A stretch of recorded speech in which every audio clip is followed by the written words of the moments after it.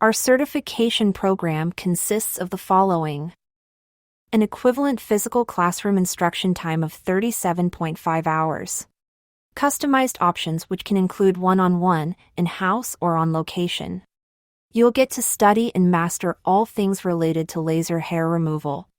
After the successful completion of your course and passing of your exam, a certification will be provided to you.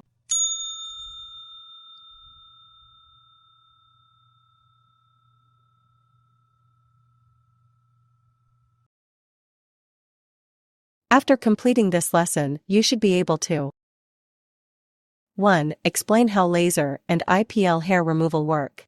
2. List the different types of lasers. 3. Understand the basics of laser physics. And 4. Know the 5 parameters.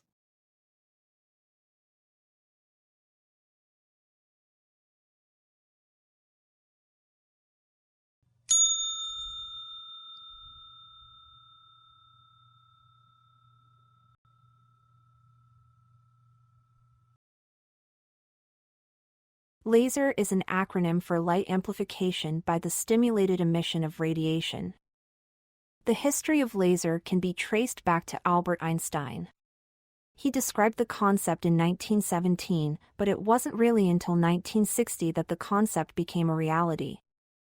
There was immediate interest and recognition of the vast medical applications.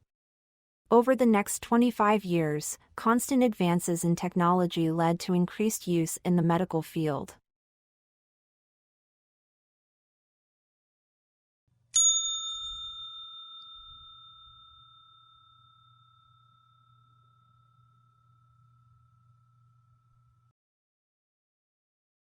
The move to aesthetic applications began with a new generation of lasers capable of selective targeting for tissue abnormalities.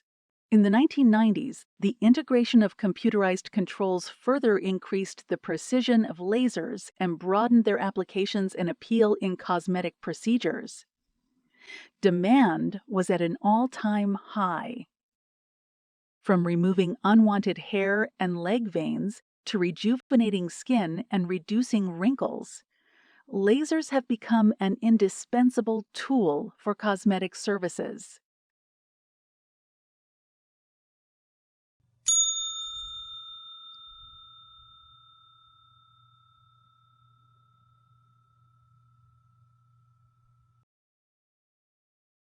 A laser is a device that produces intense beams of pure colors of light, usually converting electrical energy to light energy.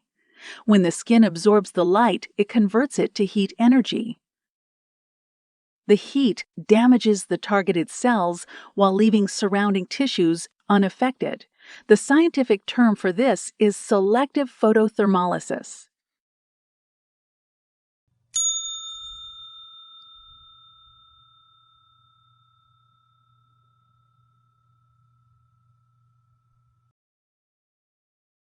Lasers come in different wavelengths, or colors. Different wavelengths interact differently with targeted structures within the skin.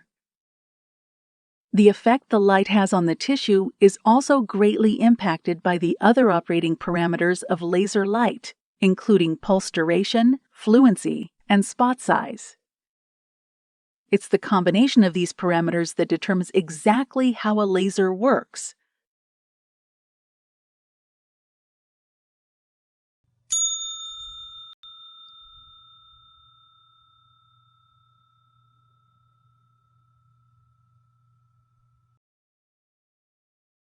There are 2 types of laser colors and wavelengths with the following attributes. Monochromatic is defined as having or consisting of one single color or wavelength. The other is polychromatic attributes, which are characterized as having or consisting of multiple colors or wavelengths. Note the difference between these 2 types by comparing the diagrams beneath each description.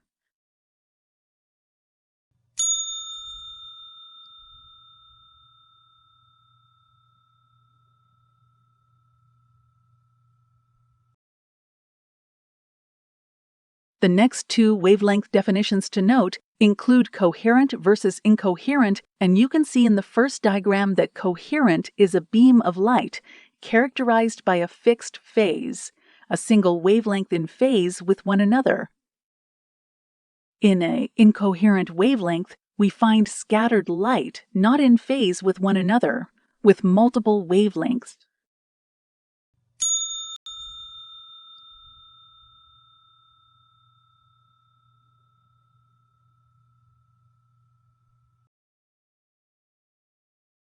Our next observation is for comparing laser light to regular light sources. Laser light sources are always a single color because waves are the same length and because waves are parallel. Light stays in a tight beam for long distances. This is referred to as a collimated beam. Regular light sources, on the other hand, have many colors or wavelengths mixed together. The light waves spread out as they travel.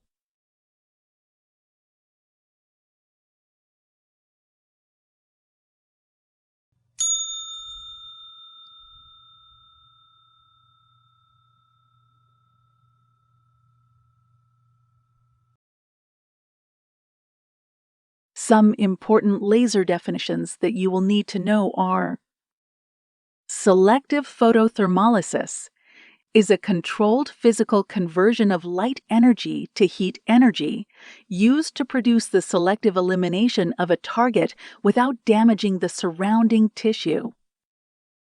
Thermal relaxation time, or TRT, is the time required for an object to cool to 1/2 of the temperature achieved immediately following a laser pulse. Absorption. This is a property by which a chromophore takes in energy or matter.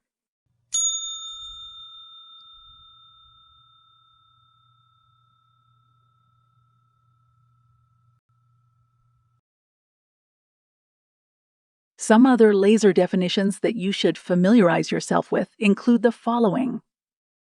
Laser medium or active medium is the material that is stimulated to emit a laser light. Chromophore, a chemical group capable of selective light absorption or the target in which the laser is absorbed.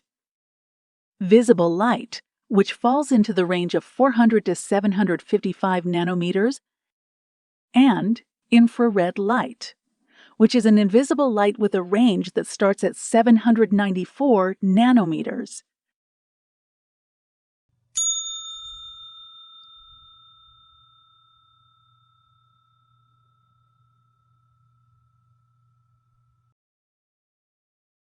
There are 4 types of lasers that can be used for various treatments, and they include the following: solid state or crystal, semiconductor or diode, dye or liquid dye, and lastly, gas or CO2.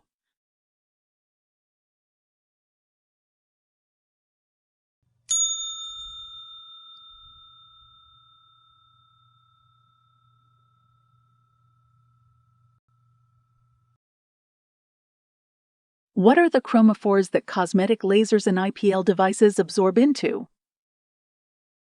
Well, there are 3 that we will outline here, and they include the following: blood, or oxyhemoglobin, which is the predominant protein found in red blood cells; melanin, which is a substance in your body that produces hair, eye, and skin pigmentation; and water, which makes up 72% of our body content, and which stimulates new collagen formation.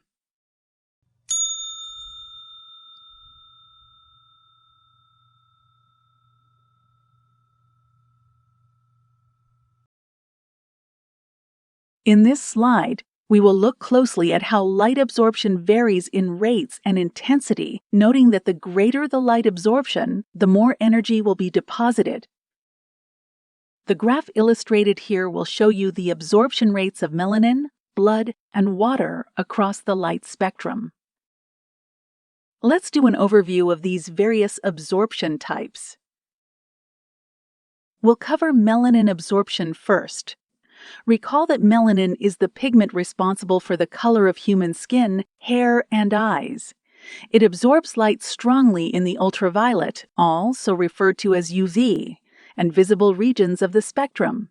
This absorption is what helps protect the skin from the harmful effects of UV radiation by converting it into heat. Note the next example of blood absorption, specifically hemoglobin within red blood cells, where light is absorbed most strongly in the blue and green regions of the visible spectrum. Conversely, it has relatively low absorption in the red and near-infrared regions. Next, we'll note the example of water absorption, whereby water molecules absorb light strongly in the infrared part of the spectrum. This absorption increases as you move toward longer wavelengths, as in a far infrared region. Water also has some absorption in the ultraviolet and visible regions, but it is less significant compared to its infrared absorption. In conclusion, note that the absorption properties of these substances in the light spectrum have various implications in fields of dermatology and laser therapy, as they can be used to target specific tissues or conditions based on their absorption characteristics.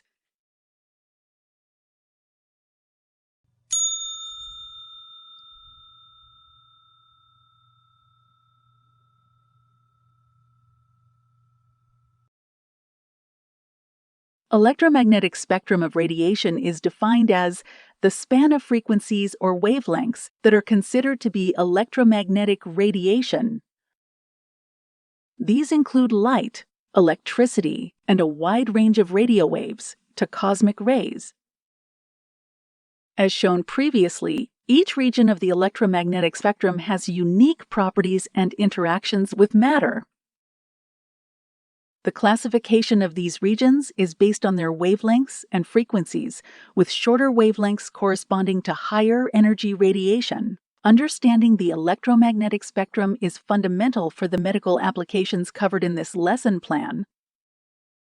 The light frequencies of specific interest for laser cosmetic applications can be broken down to invisible ultraviolet energy, invisible infrared light, and visible light.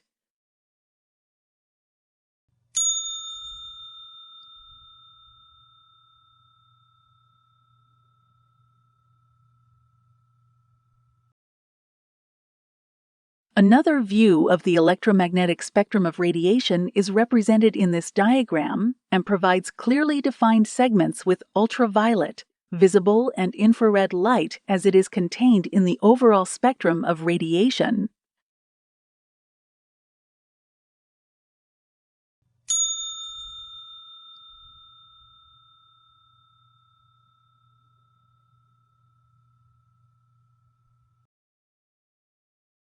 The visible light spectrum is defined based on the range of electromagnetic wavelengths that are perceptible to the human eye.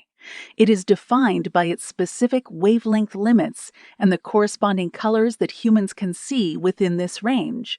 Here's how the visible light spectrum is typically defined.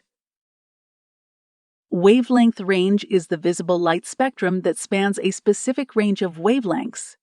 While there can be slight variations in the exact boundaries, the commonly accepted range is approximately 380 nanometers to 750 nanometers. This range is often used as a reference to define the visible spectrum. Color bands are contained within this wavelength range, and these different colors can be perceived by the human eye. The visible spectrum is traditionally divided into the following color bands, listed in order of increasing wavelength. Understanding the visible light spectrum and its defined wavelength range is fundamental in various medical applications, and it provides a framework for describing and categorizing the colors that humans can perceive in the world around them.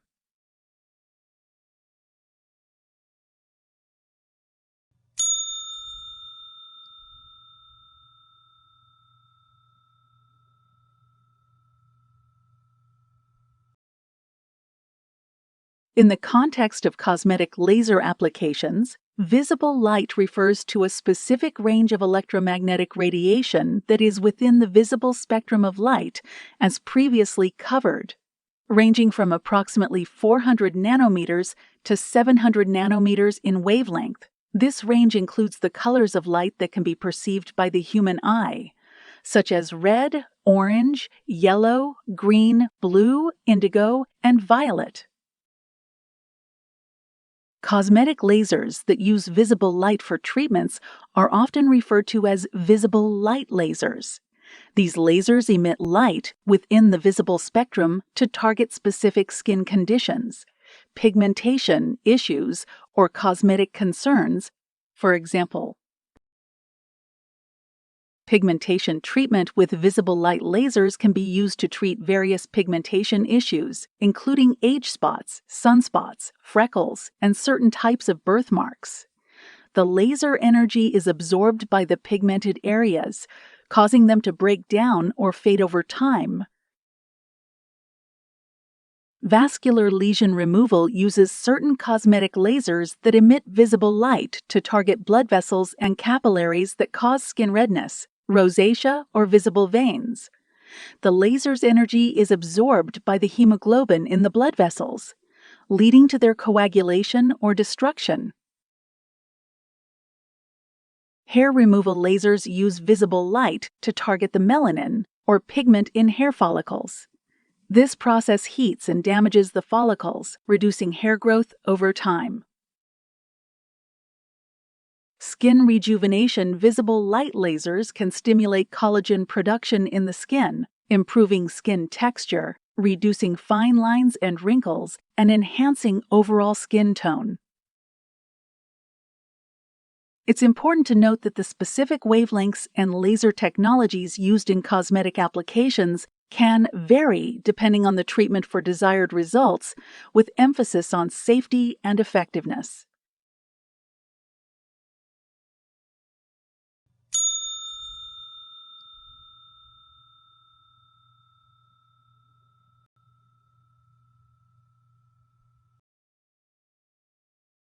In the context of cosmetic laser applications, invisible light refers to electromagnetic radiation that falls outside the visible spectrum of light, meaning it cannot be seen by the human eye. While the visible spectrum encompasses light with wavelengths roughly between 400 nanometers and 700 nanometers, invisible light includes wavelengths both shorter, as in ultraviolet, and longer, as in infrared, than this range. Cosmetic laser devices often utilize various parts of the electromagnetic spectrum, including both visible and invisible light, to target specific skin concerns. Here are some examples of cosmetic laser applications that involve invisible light. Ultraviolet, or more commonly referred to as UV light lasers, emit ultraviolet light, which is shorter in wavelength than visible light. UV lasers are used for treatments like tattoo removal, where the high energy of ultraviolet light breaks down tattoo pigments. Ultraviolet light is typically not visible to the naked eye, and protective measures, such as wearing goggles, are essential to prevent eye damage during these procedures. Infrared lasers are used in various cosmetic treatments, such as skin tightening and hair removal. The longer wavelengths of infrared light penetrate deeper into the skin, targeting specific tissue layers without affecting the surface.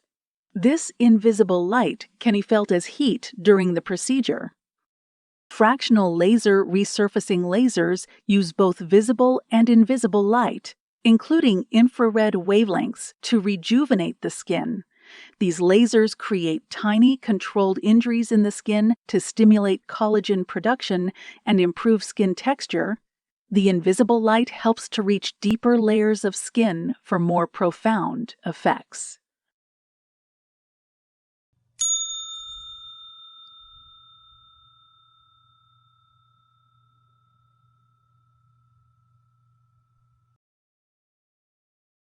As a recap of visible and invisible wavelength ranges, you can compare the following two charts.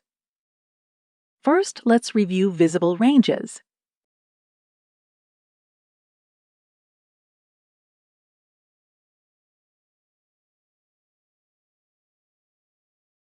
Finally, note the wavelengths for invisible ranges.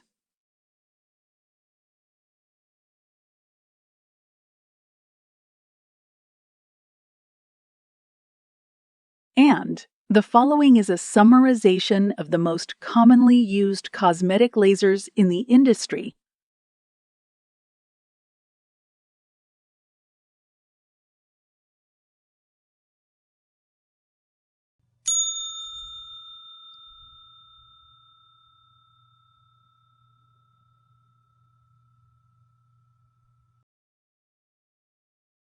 In this slide, we will cover depth of penetration by wavelengths. First, let's discuss visible and near-infrared lasers, which operate in the wavelength range of 400 to 1300 nanometers. In laser cosmetics, the choice of laser wavelength is critical, as it determines how deeply the laser energy can penetrate the skin and target specific cosmetic concerns. We will now examine, along with the graphic you see here, an overview of depth of penetration by wavelength and how it is defined for cosmetic laser applications. These wavelengths are commonly used for skin surface treatments. Light in this range is mainly absorbed by melanin and hemoglobin. This is ideal for treating skin issues like pigment spots, redness, and visible blood vessels. Penetration depth is relatively shallow, typically within the top layers of the skin.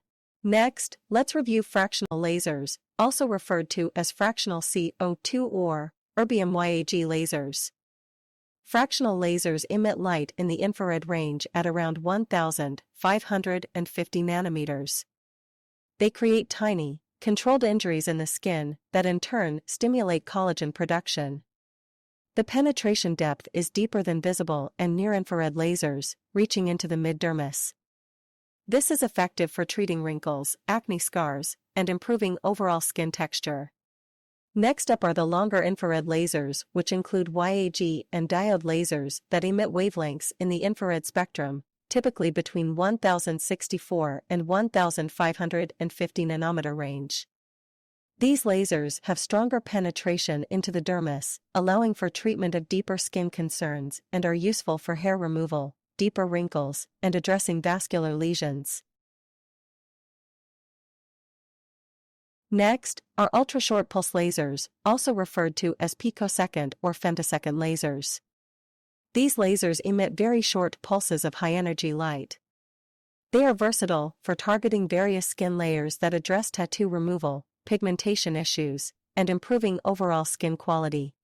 Last up are erbium YAG lasers, which emit wavelengths in the infrared range. They are suitable for resurfacing treatments, including the removal of superficial and moderately deep wrinkles. Penetration is limited to the upper layers of the skin, with minimal thermal damage to surrounding tissue.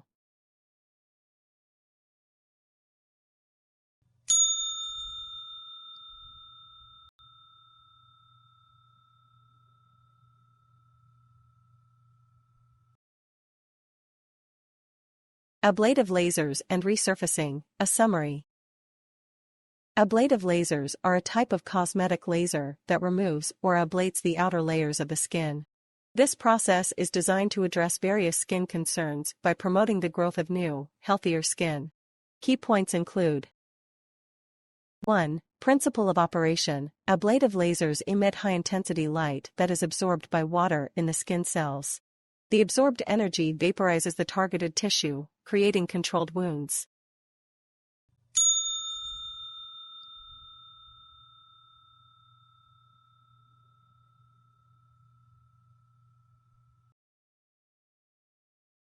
2. Skin concerns treated. Ablative lasers are effective in treating wrinkles, fine lines, scars, including acne scars, and uneven pigmentation. They stimulate collagen production, leading to improved skin texture and firmness.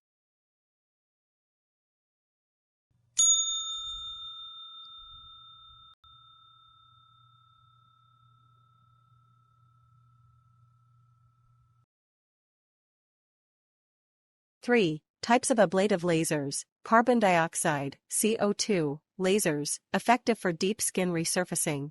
Erbium YAG lasers, used for more superficial resurfacing, with less heat penetration compared to CO2 lasers.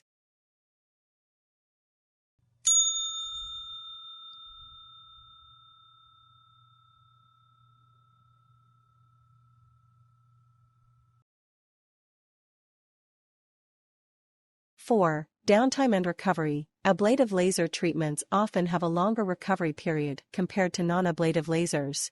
Downtime may involve redness, swelling, and peeling as the skin heals.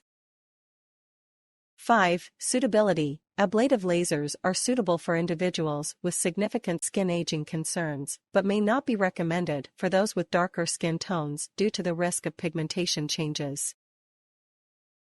On the topic of resurfacing, resurfacing in the context of cosmetic procedures refers to the removal or improvement of the outer layers of the skin to achieve a smoother, more youthful appearance.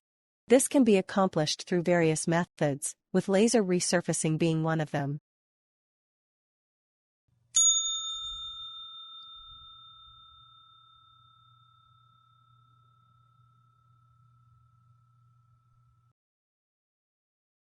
Laser resurfacing techniques. Ablative resurfacing involves the removal of outer skin layers using ablative lasers, as described previously.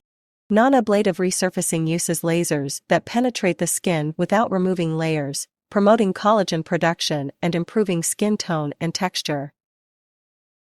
Fractional resurfacing. Fractional lasers treat only a fraction of the skin, leaving surrounding areas intact. This promotes faster healing. Fractional techniques include fractional CO2 lasers and fractional erbium lasers. Combination approaches. Some practitioners use a combination of ablative and non-ablative treatments to achieve optimal results with less downtime.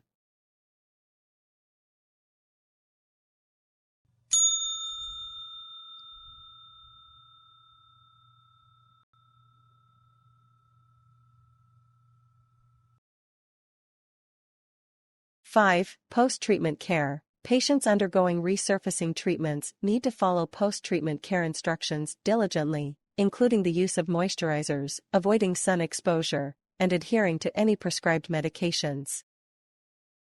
6. Results. Resurfacing can lead to smoother, more youthful-looking skin, reduced wrinkles, and improved overall skin tone. It's essential for individuals considering ablative laser treatments or resurfacing to consult with a qualified dermatologist or cosmetic surgeon to determine the most suitable approach based on their skin type, concerns, and desired outcomes.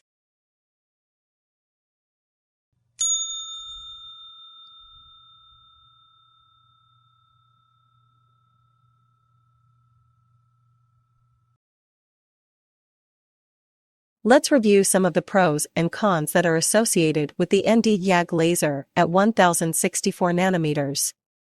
Some of the pros for this laser type are as follows. This laser has many uses. If bought with spot sizes 1.5 to 18 millimeters, will perform really well. Facial and leg vessels at 0.1 to 1.5 millimeters in thickness can be done using 1.5 and 3 millimeter spot sizes. Skin tightening and skin rejuvenation for wrinkles and fine lines can be done to stimulate collagen and elastin with a typical 10 mm spot size. Hair removal on skin types 3 through 6 can be performed with 12, 15, or 18 mm spot sizes. There is less chance of hyperpigmenting the skin even if exposed to sun a week earlier with this laser type. It is the only laser safe enough for very dark skins. Finally, there is a lower risk of injury to the skin by following a simple rule of no sun exposure before and after treatment for 1 to 2 weeks. Now let's review some of the cons associated with using this type of laser. This laser does not absorb pigment as well as 755 nanometers and 800 nanometers. Because 1064 nanometers does not absorb as well, you need higher energy, something 66% as effective as alexandrite, whereby this translates to more heat and pain for the client as small spot sizes and more energy are needed. Lighter brown hair or vellus hair will not do well, and this laser type is not recommended for skin type 2 with lighter hair. You may need more use of topical lidocaine to relieve any pain for the skin area being treated. This laser does it all: vessels, skin rejuvenation, and hair removal, but does not do any of them the best. It does the job as an all-in-one, non-ablative laser. Particular areas that are not best suited for treatment might include the following: vessels, which do better at 595 nanometers, skin rejuvenation at 1440 to 10,600 nanometers, and hair removal at 755 to 800 nanometers.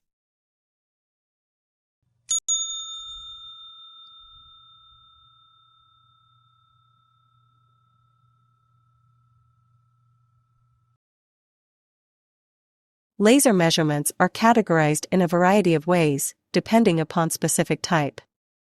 Those that will be covered in this course include the following. Nanometers. This is how a particular wavelength is measured. Milliseconds. How a pulse width or pulse duration is measured. Watts. A measure of the rate of energy delivery in joules per second to deliver peak power of a laser pulse. Joules. How fluence or the amount of energy is measured. Hertz. A unit of measure used to express frequency. Spot size. A mathematical measurement of a focused spot.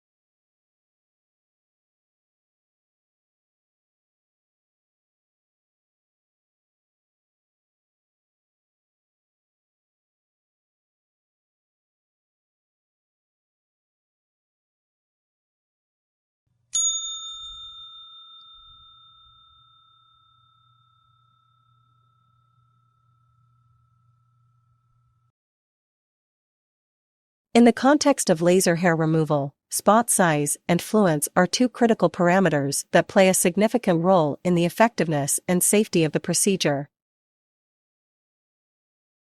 Spot size refers to the diameter of the laser beam emitted by the hair removal device. The spot size determines the area that the laser can treat in a single pulse. Larger spot sizes are generally more effective for treating larger areas, such as the back or legs, as they cover more surface area with each pulse. Smaller spot sizes, on the other hand, are suitable for precision work on smaller areas like the face. Advantages of larger spot size include the following: faster treatment times for larger areas, reduced risk of overlapping or missing areas, and improved patient comfort due to quicker sessions. Fluence, also known as energy density, is the amount of laser energy delivered per unit area measured in joules per square centimeter. Fluence is crucial because it determines the amount of energy reaching the hair follicles. Too little energy may result in ineffective treatment, while too much can cause burns or hyperpigmentation. When considering adjusting fluence, the appropriate fluence varies depending on factors such as skin type, hair color, and thickness. Darker skin types typically require lower fluences to minimize the risk of adverse effects, while lighter skin types can tolerate higher fluences for optimal results. Safety considerations are focused on setting the correct fluence is essential to balance efficacy and safety. Too high a fluence can cause damage to surrounding tissues, while too low may not effectively disable the hair follicles. Key considerations include the following: skin type, specifically in reference to the Fitzpatrick skin types, influence the choice of spot size and fluence. Darker skin types are more prone to pigmentation changes, so conservative settings are often employed. Hair characteristics include the color, thickness, and depth of the hair follicles, which in turn impact the choice of parameters. Dark, coarse hairs generally respond better to laser treatment. Regular device calibration of the laser device is crucial to ensure that the delivered energy matches the intended settings. In summary, the selection of spot size and fluence in laser hair removal is a careful balance between achieving optimal results and ensuring the safety of the patient. These parameters should be adjusted based on individual characteristics, and the treatment plan should be customized accordingly. It's essential for practitioners to have a thorough understanding of both spot size and fluence to provide effective and safe laser hair removal treatments.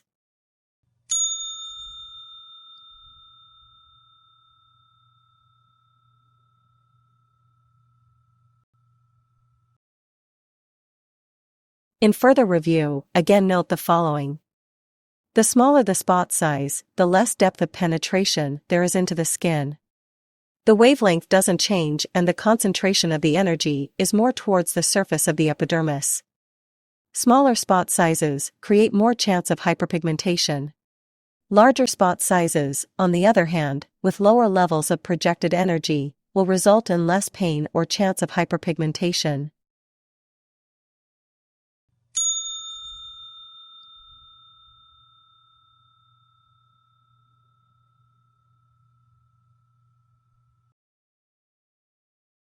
Note the example here of how adjustment sizes are included and indicated on various laser handpieces.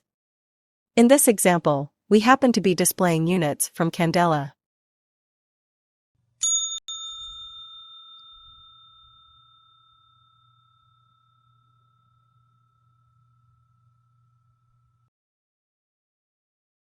Handpieces from various vendors may offer a range of spot sizes that can be dynamically adjusted during treatments.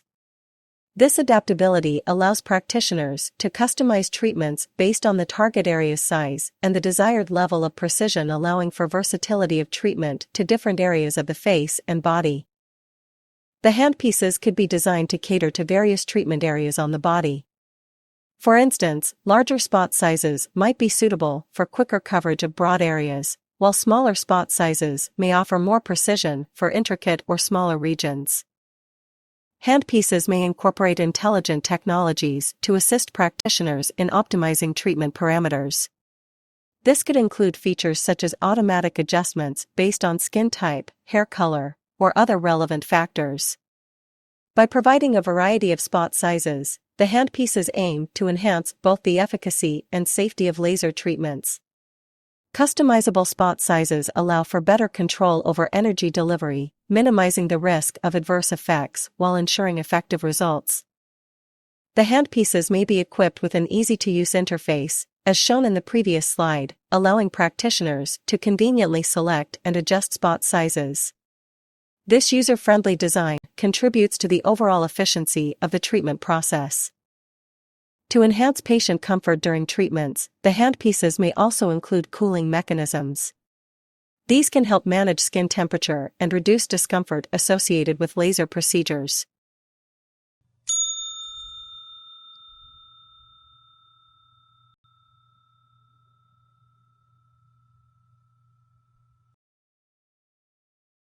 Here are some examples of distance gauges that are used by two of the larger cosmetic laser manufacturers, Lutronic and Candela.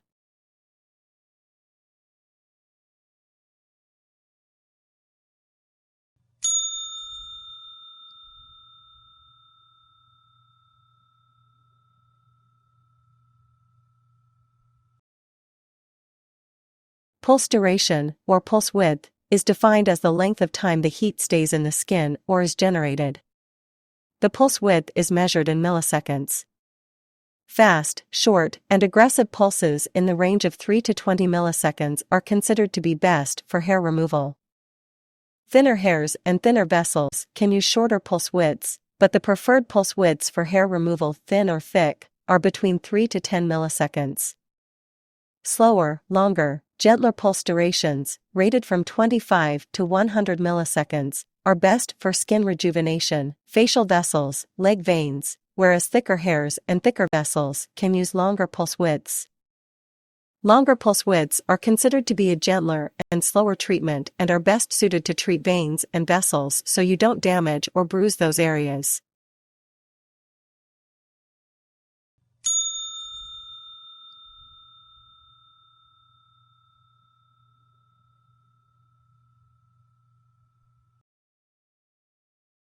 Dynamic cooling devices, DCD, are commonly used in conjunction with laser treatments to enhance patient comfort and minimize the risk of side effects. These devices work by delivering a burst of cryogen, a cooling agent, onto the skin just before the laser pulse is emitted. This rapid cooling helps to numb the skin, reducing pain and protecting the outer layers from excessive heat. Tetrafluoroethane, also known as HFC 134A, is a type of hydrofluorocarbon commonly used as a refrigerant. In the context of dynamic cooling devices, it is used as the cryogen. When released onto the skin, it evaporates quickly, absorbing heat from the skin surface and creating a cooling effect.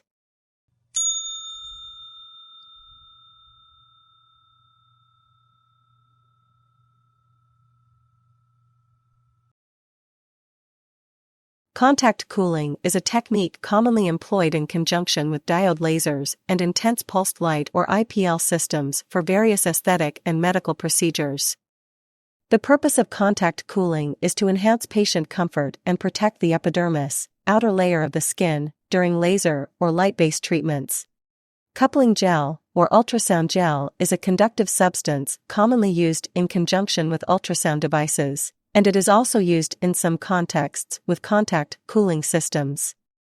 Always used with contact cooling, coupling gel is least effective when used alone.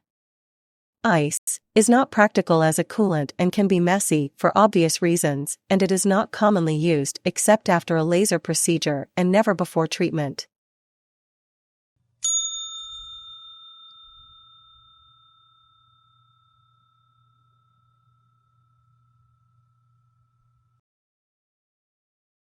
Lesson 2. Fitzpatrick skin typing. After completing this lesson, you should be able to understand the various Fitzpatrick skin types. Evaluate a client's genetics and lifestyle to determine the proper Fitzpatrick skin type. And choose the proper settings based on skin type.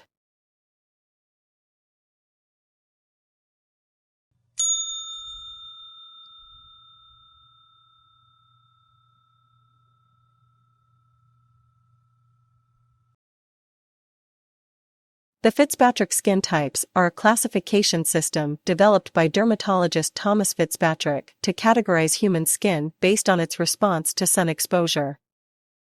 This classification helps determine the risk of skin damage and guide appropriate treatments, especially in the context of aesthetic procedures and sun protection. There are 6 Fitzpatrick skin types, ranging from type 1 to type 6, which we will review for you now. Type 1 is described as very fair or pale skin, often with red or blonde hair and blue eyes. Tends to burn easily and rarely tans. And has a high risk of sunburn with minimal ability to develop a tan. Type 2 is defined as someone with fair skin with light hair and light eyes. This type also tends to burn easily, gradually tans. There is still a high risk of sunburn and moderate ability to develop a tan. Type 3 classification includes a light to medium skin tone, often with brown hair and hazel or green eyes. Skin can sometimes burn, but gradually tans to a moderate brown. There is a moderate risk of sunburn and a good ability to develop a tan. Type 4 has the following characteristics: someone with an olive or light brown skin, often with dark hair and brown eyes. This skin type rarely burns and tans well, to a moderate to dark brown. There is a low risk of sunburn, with a high ability to develop a tan. Type 5 is identified as, consists of dark brown skin, often with dark hair and brown eyes. Skin rarely burns and tans easily to a dark brown. There is a very low risk of sunburn, with a very high ability to develop a tan. And finally, type 6 identifies with a deeply pigmented dark brown to black skin, often with black hair and dark brown eyes. Skin rarely burns and also tans very easily to a dark brown or black. And again, an extremely low risk of sunburn and extremely high ability to develop a tan.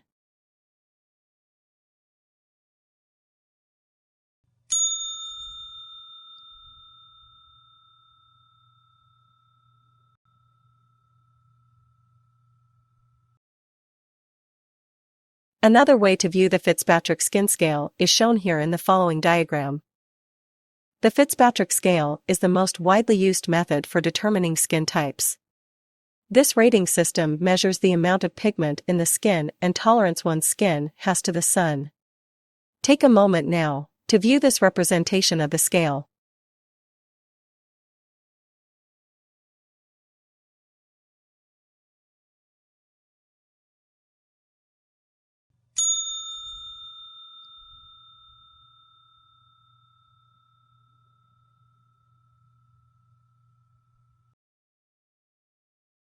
The Fitzpatrick skin type depends on the amount of melanin or pigment in the skin.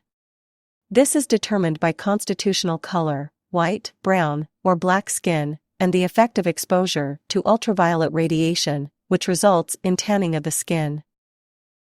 Pale or white skin burns easily, tans slowly and poorly, and it needs more protection against sun exposure. Darker skin burns less and tans more easily. It is also more prone to develop post-inflammatory pigmentation after injury in the form of brown spots upon the skin.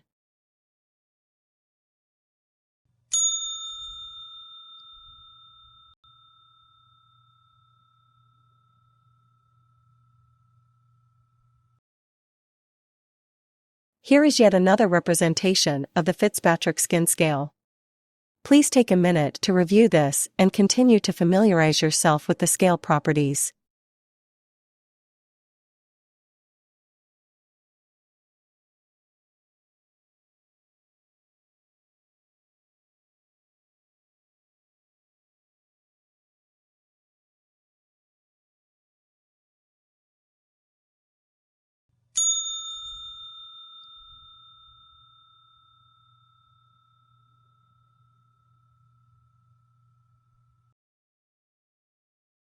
We'll have one more variant of the scale to view here in this diagram.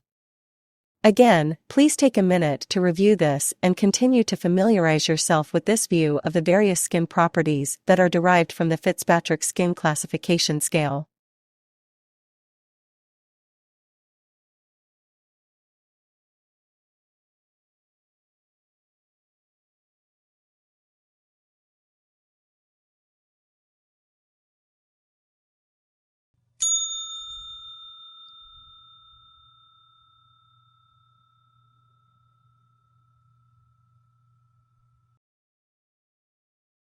In the following diagrams, we will examine the various information that you will need to collect through observation and discussion with a client before any treatments can be administered. We will use the previously covered method of utilizing the Fitzpatrick Skin Classification categories as a large part of completing a client intake form. Let's break the form down into sections to have a better look at what is contained here, starting from top to bottom. The topmost portion of the form provides a summary list of the skin categories and also has space to notate other medical information such as photosensitivity disorders, any herpes conditions that may exist, shingles activity, and seizure disorders that could be triggered by light. Anyone with any of these conditions at the time of their intake and evaluation should not be recommended for laser therapy at that time. In the next section, you will use a scoring method, using the number scale at the top of the section to accurately represent a client or patient status with regard to their specific skin type. You will write in the corresponding number that best matches your client's skin type, in the far right column. In the last portion of the form, you will continue to write in the corresponding scale values and then total the numbers in the column and use that as a final score, which can include a scoring for tanning habits if the client has been in direct sunlight or perhaps visiting a tanning salon. Note where the final score is entered. Once all the information had been collected and reviewed, you will need to have the client provide their signature and the date the intake was performed.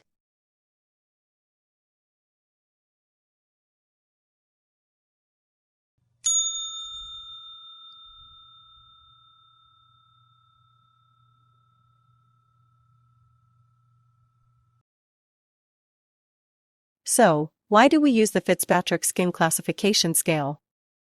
Well, determining the proper skin type helps the technician decide on which wavelength is best, so as not to burn or hyperpigment the client, but also not to undertreat the client.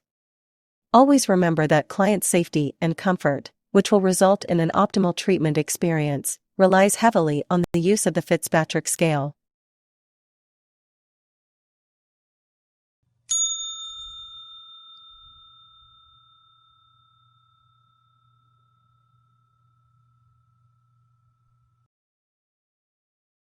Lasers for hair removal specifically target melanin, or the pigment that gives skin and hair its color. These types of lasers operate in the frequencies of 755 nanometers, 810 nanometers, and 1064 nanometers. People with dark or tan skin, which will contain more melanin, have a higher risk of the laser absorbing into both the melanin in their hair and the melanin in their skin. This is referred to as competing chromophores. Melanin, or pigment, in the follicles absorb the light that in turn destroys the hair. This is why choosing the proper wavelength is heavily dependent on Fitzpatrick skin typing, as we want to minimize the laser light that is absorbed into the melanin of the skin and ensure that it is properly calibrated to reach the hair follicles only.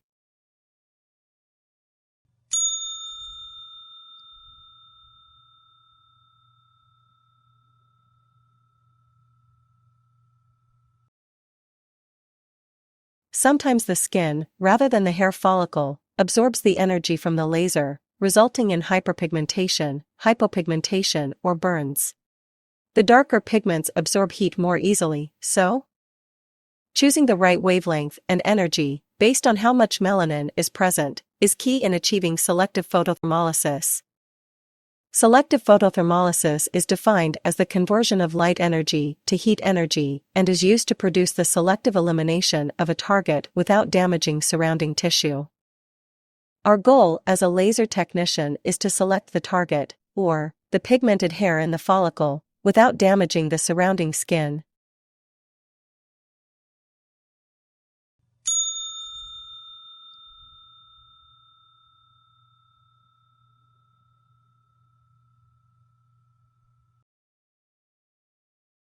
There are three primary types of IPL, or hair removal lasers, that are not specific to any single vendor, but rather, industry equipment standards that produce wavelengths or frequencies that you will need to know about.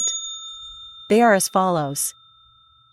Alexandrite lasers that produce a 755 nanometer wavelength, consisting of visible red light which is best suited to skin types of 1 through 4.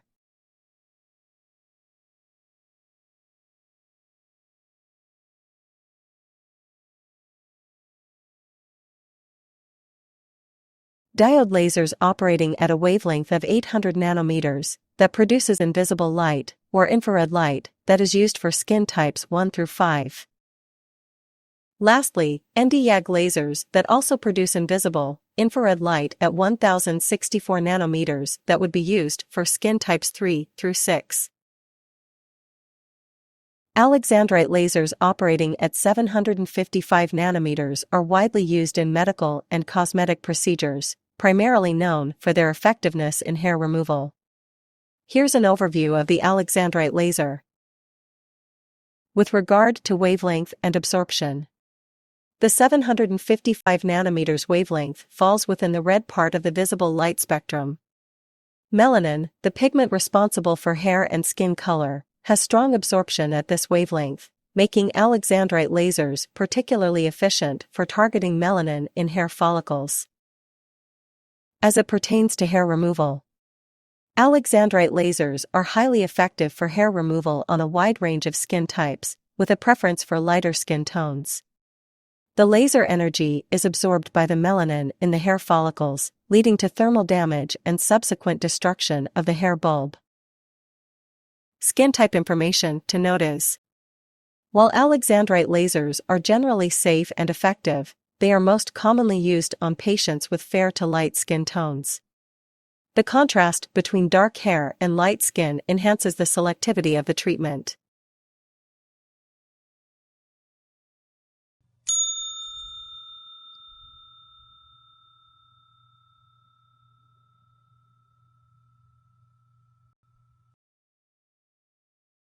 Some of the pros to be considered for the Alexandrite laser category would be: 755 nanometers wavelength absorbs pigment, melanin, the best of all visible wavelengths, and does well on all shades and types of pigmented hair from light brown to black, vellus to terminal.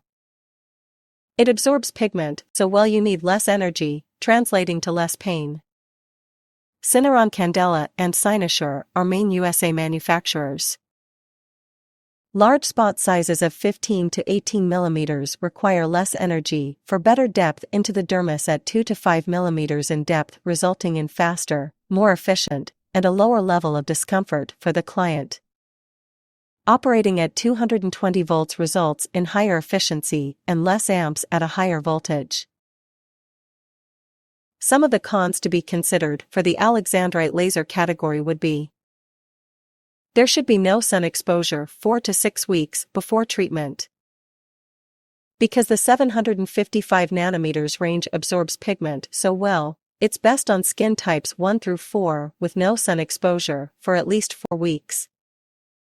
The laser can absorb melanin in dermis, not just hair, resulting in potential pigmentation on the skin. A half-shade difference in skin color from sun exposure can alter an outcome, so a lot of troubleshooting is required, in that you may need to ask a client the same question in a different way, as clients may not always be forthright with accurate information. Consultation and follow-up questions are a must to reassess a client's sunning habits, medication changes, and skin irritant issues. You must always test patch skin types 3 through 4 first, before recommending any procedure.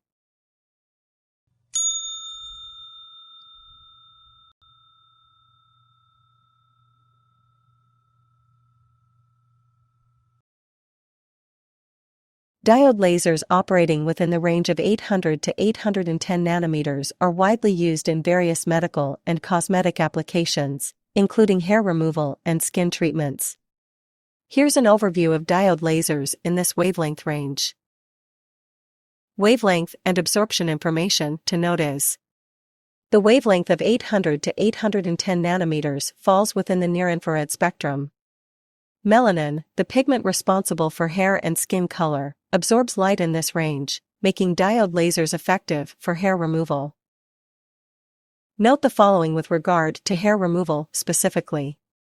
Diode lasers at 800 to 810 nanometers are particularly well suited for hair removal on various skin types.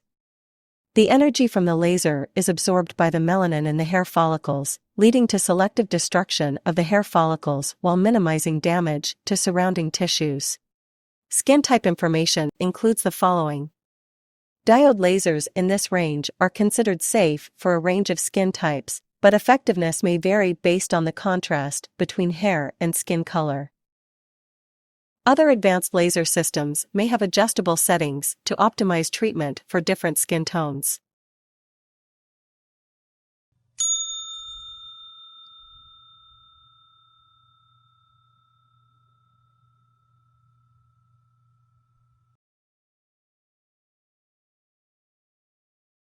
Some of the pros to using diode-based lasers can include the following.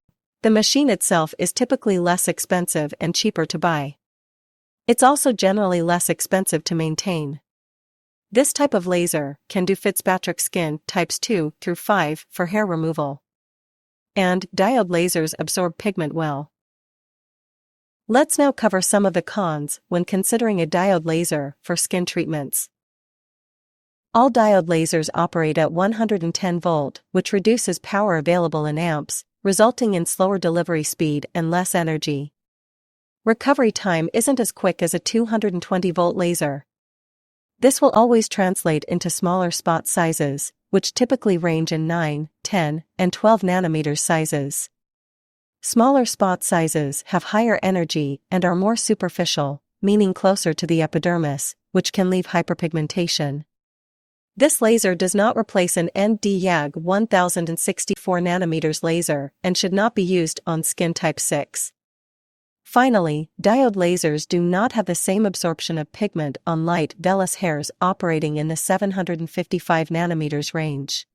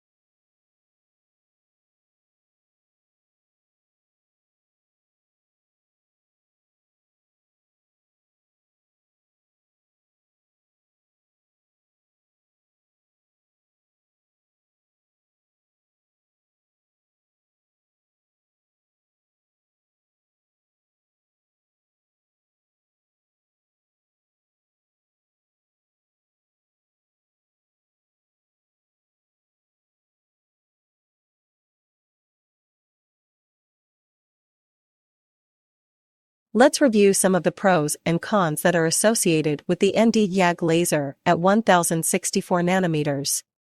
Some of the pros for this laser type are as follows. This laser has many uses. If bought with spot sizes 1.5 to 18 mm, will perform really well. Facial and leg vessels at 0.1 to 1.5 mm in thickness can be done using 1.5 and 3 mm spot sizes. Skin tightening and skin rejuvenation for wrinkles and fine lines can be done to stimulate collagen and elastin with a typical 10 mm spot size. Hair removal on skin types 3 through 6 can be performed with 12, 15, or 18 mm spot sizes.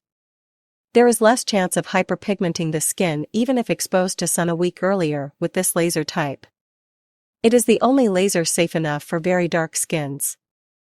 Finally, there is a lower risk of injury to the skin by following a simple rule of no sun exposure before and after treatment for 1 to 2 weeks. Now let's review some of the cons associated with using this type of laser.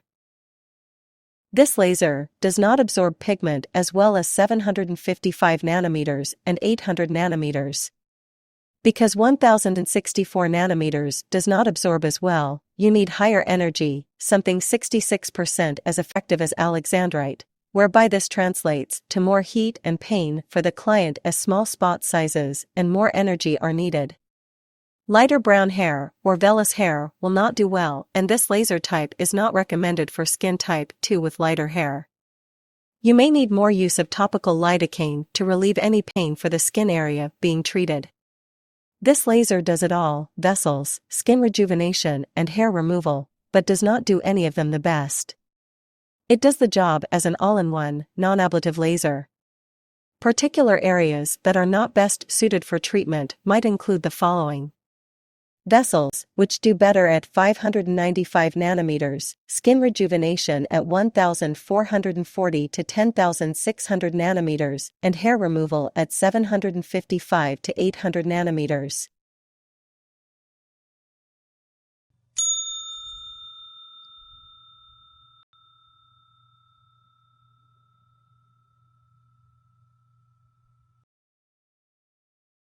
Lesson 3.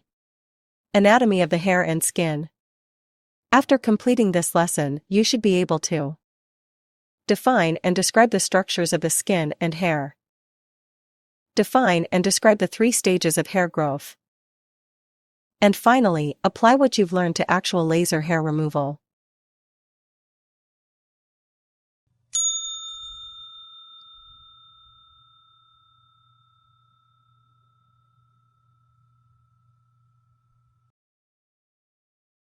We are first going to cover the structure of the skin itself, also referred to as the pilosebaceous unit. Take a moment to familiarize yourself with the diagram below, and the various sections of the pilosebaceous unit, which we will cover in more detail in the next slides.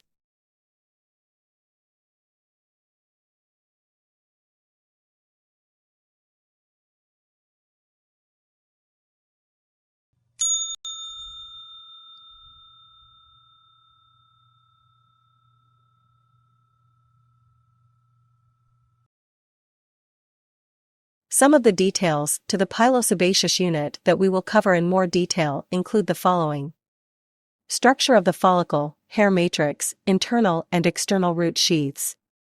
Structure of the hair, cuticle, cortex, and medulla. Dermal papilla. Erector pili. And the sebaceous gland.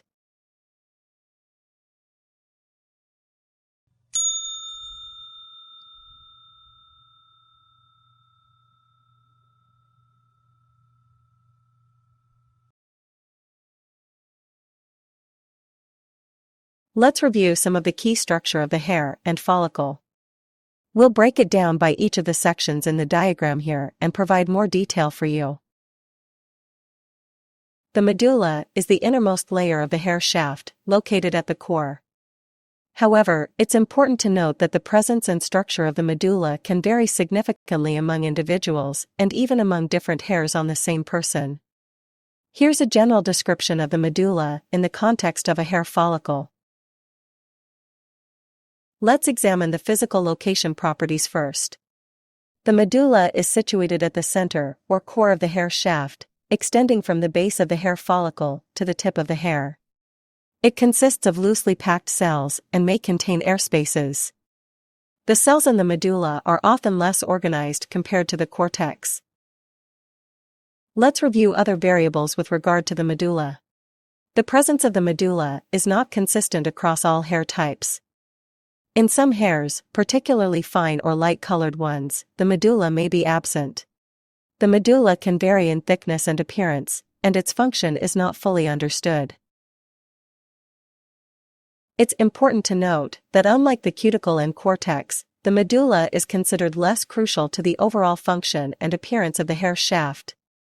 Its presence or absence does not necessarily impact the strength or texture of the hair. Different hair types have varying degrees of medullary development.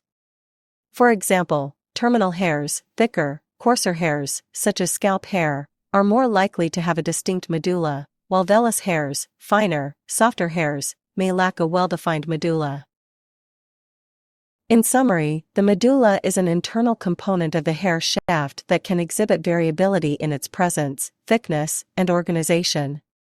Its role in hair function and characteristics is not fully understood, and its presence or absence is not a primary factor in determining the quality or health of the hair.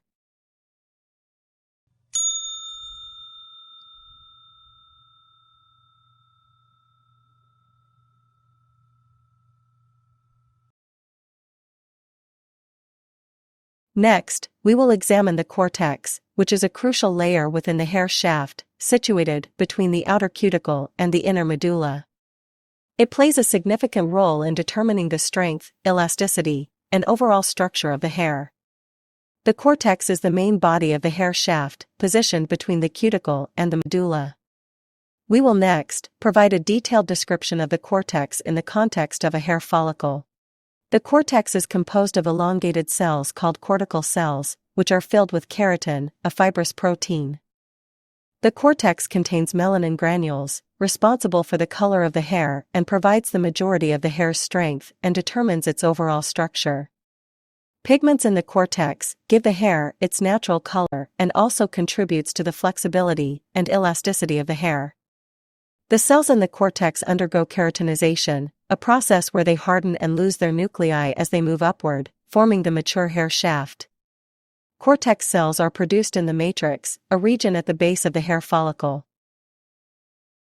The characteristics of the cortex, such as its thickness and arrangement of cells, influence the texture of the hair. For example, a thicker cortex is often associated with coarser, more resilient hair. The cortex interacts with the cuticle, the outermost layer, to protect the inner structure of the hair shaft. The integrity of the cortex is crucial for maintaining healthy and resilient hair. Understanding the cortex is essential for comprehending the overall characteristics and health of the hair. It is influenced by factors such as genetics, nutrition, and hair care practices, all of which can impact the strength, texture, and appearance of the hair shaft.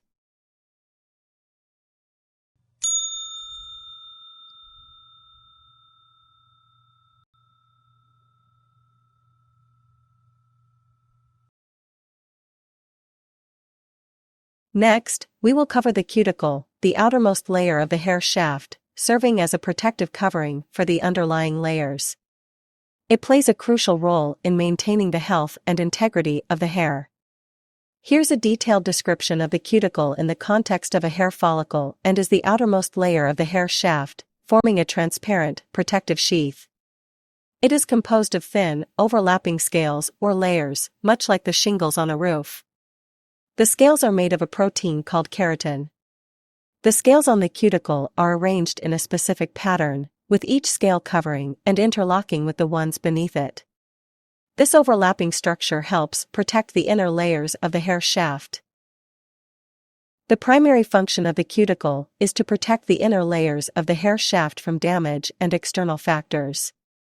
The alignment and closure of the cuticle scales contribute to the smoothness and shine of the hair. The cuticle helps prevent excessive moisture loss from hair, and a healthy cuticle is crucial for maintaining overall hair health.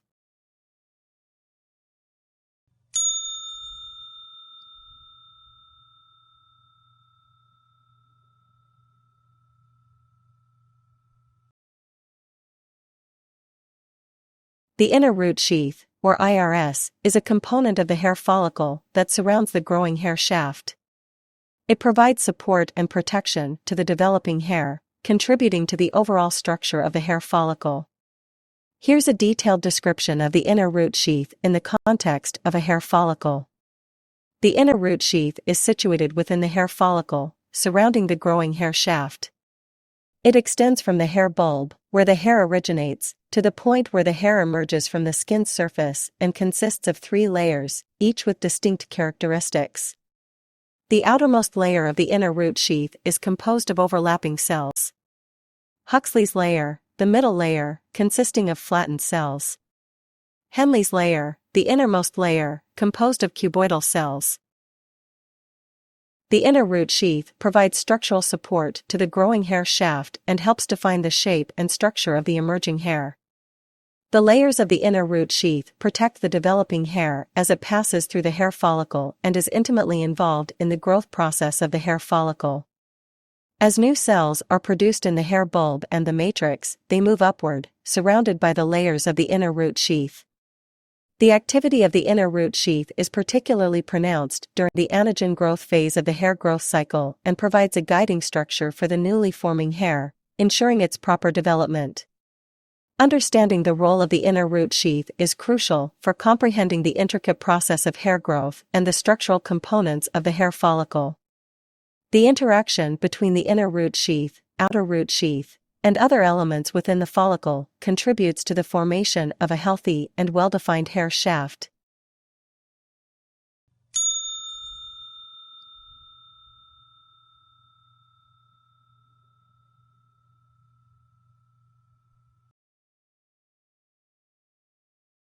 Let's now review the outer root sheath, which is located externally to the inner root sheath and surrounds the entire hair follicle, extending from the hair bulb to the point where the hair emerges from the skin. It is composed of layers of cells that form a protective covering around the hair follicle. The cells of the outer root sheath undergo changes as they move upward, becoming more specialized to fulfill their functions. The outer root sheath provides structural support to the hair follicle, helping to maintain its shape and integrity, and it protects the hair bulb and the growing hair shaft from external influences and potential damage. The outer root sheath guides the emerging hair shaft as it moves upward through the hair follicle. During the anagen growth phase of the hair growth cycle, the outer root sheath actively participates in supporting the formation and elongation of the hair shaft.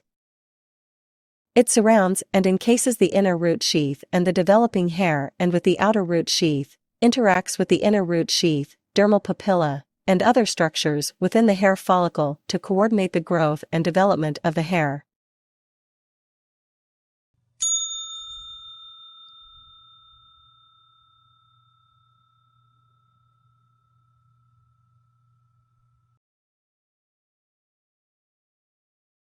Next up is the matrix, a vital component of the hair follicle, playing a central role in the production and growth of the hair shaft. The matrix is located at the base of the hair follicle, surrounding the dermal papilla. It is situated within the hair bulb, which is the enlarged, bulbous structure at the base of the hair follicle and is composed of rapidly dividing and actively proliferating cells. These cells are responsible for generating the hair shaft and its various layers. The primary function of the matrix is to produce the cells that form the hair shaft. During the anagen phase, the matrix is particularly active during this growth phase of the hair growth cycle and contributes to the continuous elongation of the hair shaft. The matrix also contains what are called melanocytes, which are responsible for producing the pigment melanin. The type and amount of melanin determine the color of the hair. As new cells are produced in the matrix, they move upward, pushing older cells toward the surface of the skin. The matrix interacts closely with the dermal papilla, a structure rich in blood vessels located at the base of the hair follicle. The dermal papilla provides essential nutrients to the matrix, supporting the continuous growth of the hair shaft. Understanding the role of the matrix is crucial for comprehending the process of hair growth. The continuous and coordinated activity of the matrix cells ensures the development of a healthy and functional hair shaft.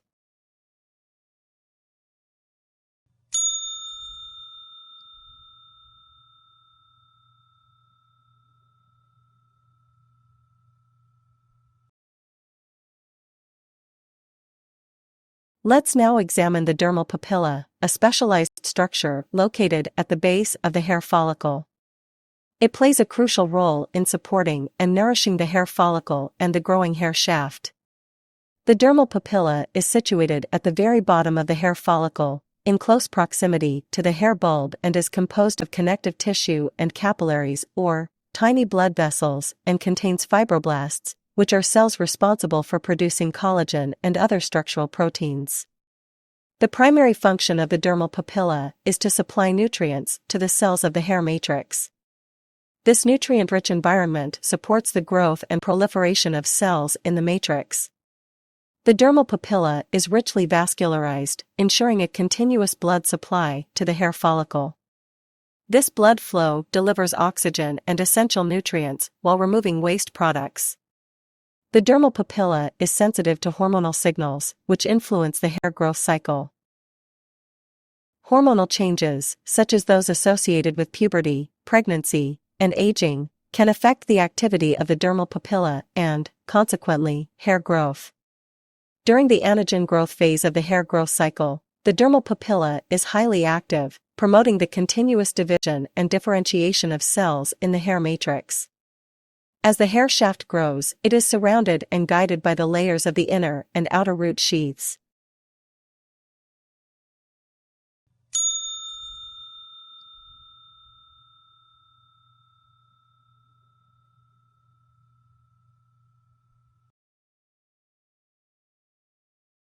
Lastly, we will review the capillary loop, a tiny network of blood vessels within the dermal papilla, located at the base of the hair follicle. This vascular structure is essential for providing the necessary nutrients and oxygen to support the growth and health of the hair follicle and the hair shaft. The capillary loop is situated within the dermal papilla, which is located at the base of the hair follicle, in close proximity to the hair bulb composed of small blood vessels, including arterioles and venules. The capillary loop is intricately woven to maximize the exchange of nutrients and oxygen with the surrounding tissues. The primary function of the capillary loop is to supply nutrients and oxygen to the cells of the hair matrix. During the anagen growth phase of the hair growth cycle, the capillary loop is particularly active, ensuring a continuous supply of nutrients to the rapidly dividing cells in the hair matrix. This supports the active cell division and proliferation necessary for the growth of the hair shaft. Capillaries also play a role in removing waste products generated by the metabolic activities of the hair follicle cells.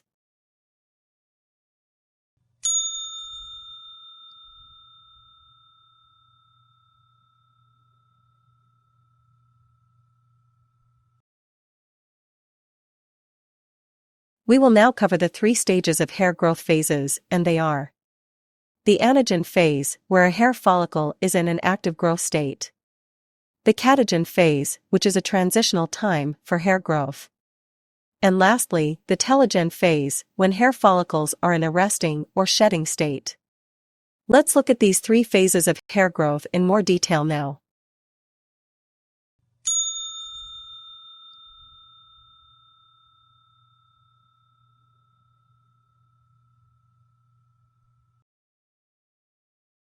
In this phase, the technician will achieve permanent hair removal. The laser will be attracted to the dark hair following down to the papilla, which is attached to the blood supply. The laser will heat the hair and the papilla, destroying the vessel attached.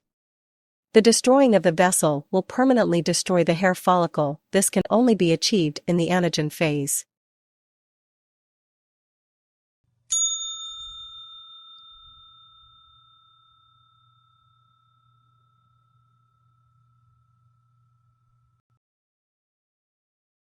In this phase, the papilla separates from the blood supply. The hair follicle will be damaged in this phase, but not permanently. The laser light will stop where the dark pigmented hair stops, not reaching the vessel. Destruction of the vessel is crucial in order for the hair follicle to die and prevent growth of another hair.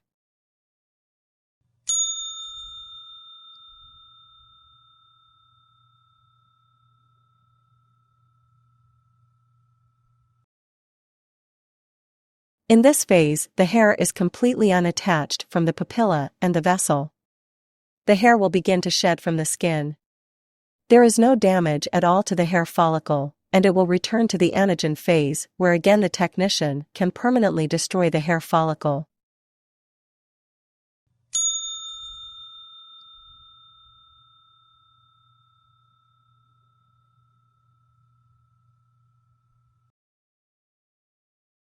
Let's review one last time the 3 phases of hair growth referencing the diagram shown here.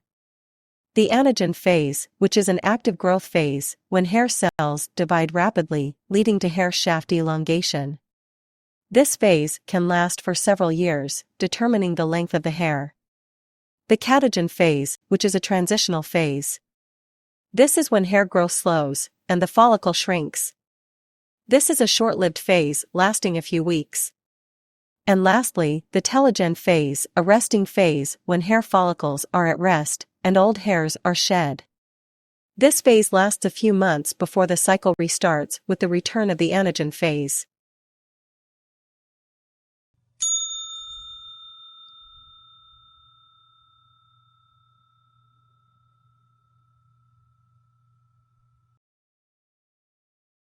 As the technician, we do not know what phase hairs are in.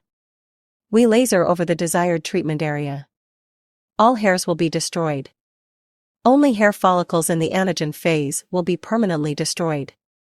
Ultimate goal is to destroy the hair follicle, not the hair. Not all hair follicles are simultaneously in the same phase at the same time. This is why client will need multiple treatments to achieve best results.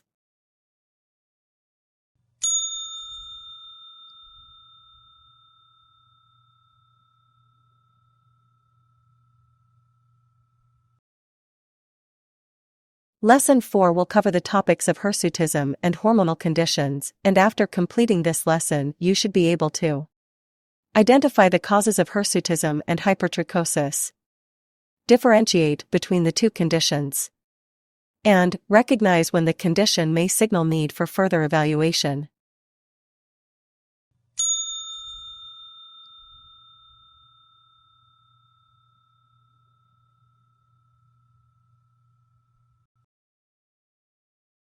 First, let's look at a condition referred to as hirsutism. Hirsutism results in terminal hair growth in women and is caused by excessive male androgens found in the blood, and as a result, hair will grow in accordance with adult male, sexual hair growth patterns. Some root causes for this condition may include genetic inheritance and/or ethnicity, disease and disorders of the endocrine system.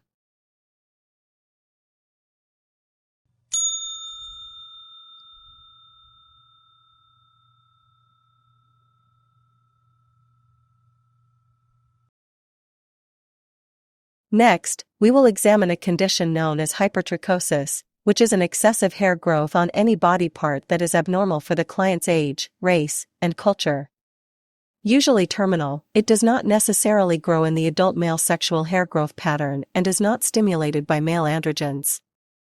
Causes for this condition can include the following: genetic inheritance and/or ethnicity, a natural life occurrence such as puberty, pregnancy, or menopause, certain medical procedures, especially those affecting the female sex organs, some cancer treatments, and certain prescription medications, especially steroids.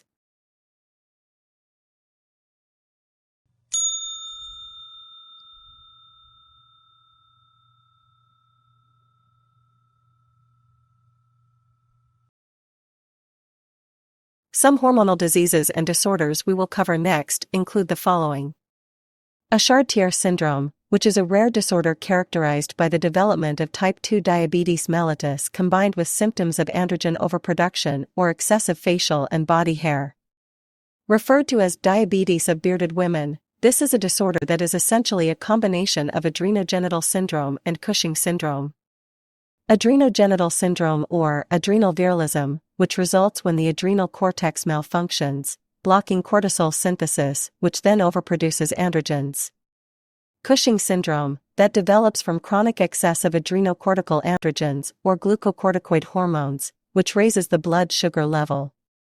Outward signs of this are an enlarged face, moon face, neck, and trunk. And lastly, Stein-Leventhal syndrome or PCOS, a condition in which the polycystic ovary produces excess androgens. Inward signs are irregular with a lack of menstruation, or cystic ovaries.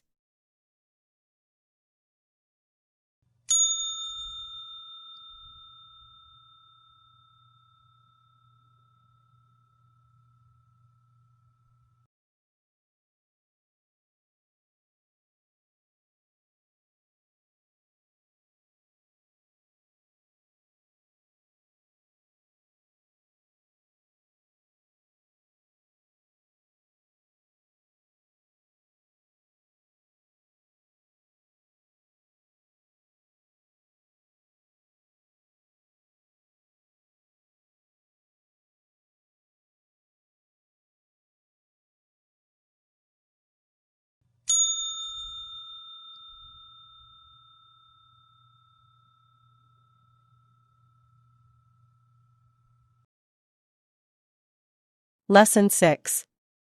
Sanitization and laser safety. Many of the items that will be covered in this section, although not necessarily in this order, will include the following: surface disinfection, instrument sterilization, disposable items, hand hygiene, laser handpiece cleaning, room ventilation, equipment maintenance, waste management, and employee training with respect to compliance with regulations.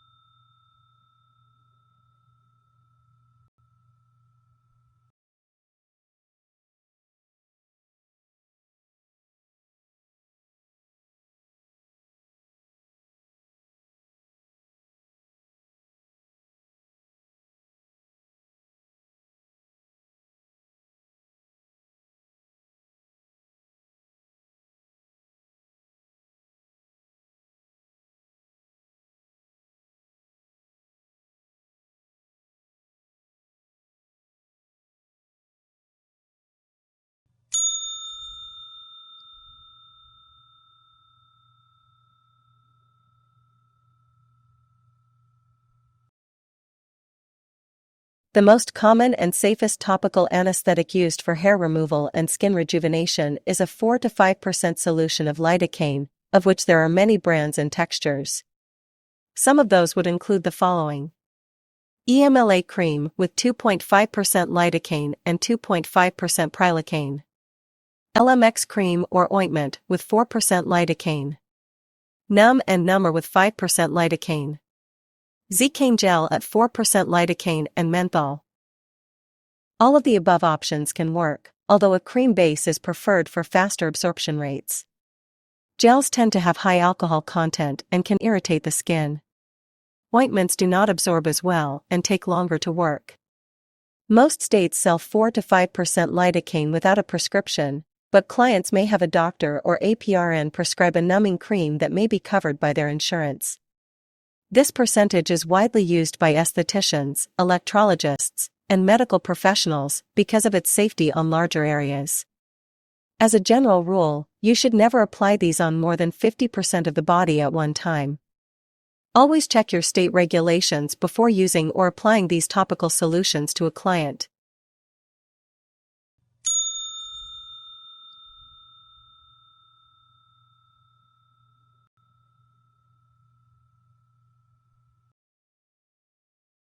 Some additional information regarding topical anesthetics that you should note include the following: BLT anesthetic, a topical combination of 20% benzocaine, 8% lidocaine, and 4% tetracaine. This anesthetic is most common for more ablative treatments, including CO2 resurfacing, tattoo removal, treatments using the ND/YAG laser, or any other skin rejuvenation laser treatment that tends to be more painful. This combination cannot be given without a prescription from an APRN or doctor and should only be used by a medical professional and not estheticians. This product is also only used in small doses, on smaller areas because of the possible toxicity side effects.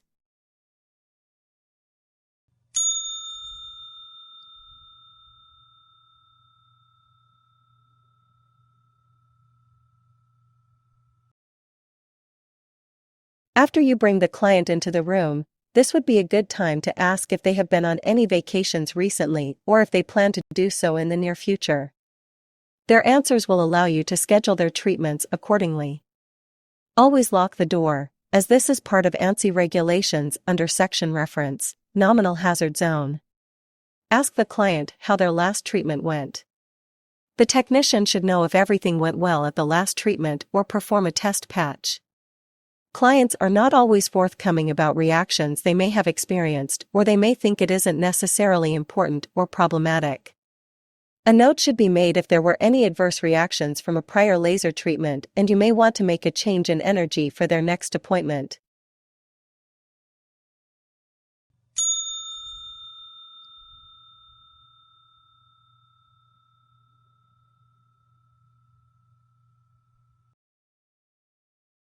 Have you been on any antibiotics in the last 2 weeks?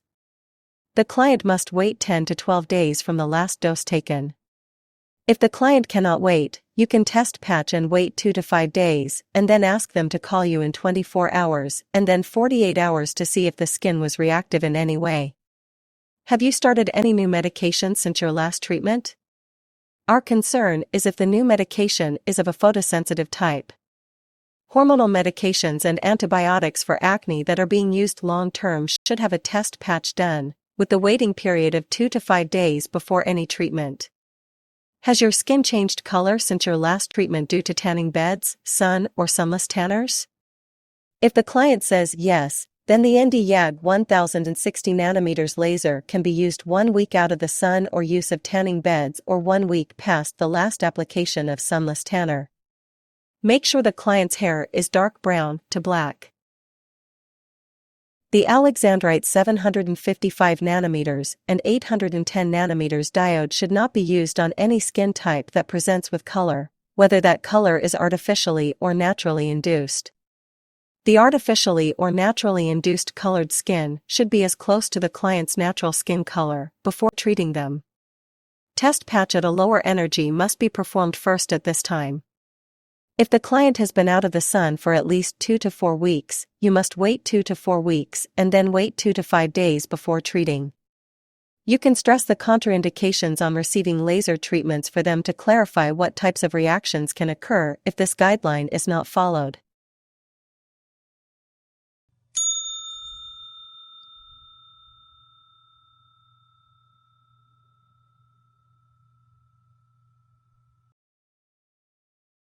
Are there any new medical conditions such as pregnancy, thyroid issues, cancer, etc.?